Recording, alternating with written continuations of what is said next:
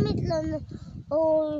रोज खूप पाऊस येत होता. आता पाऊस उघडला आहे. त्यातून आम्ही कांदे भरायला सुरुवात केली आहे.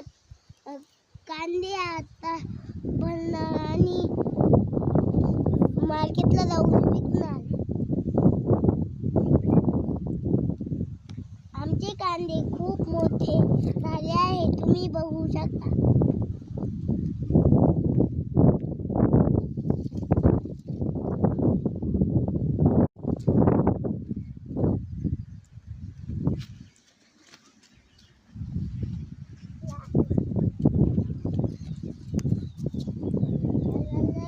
नमस्कार मित्रांनो.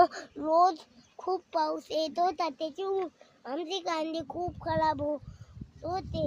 आता पाऊस उघडलाय, खूप ऊन पडले. त्याच्यामुळे आम्ही कांदे भरायला सुरुवात केली आहे.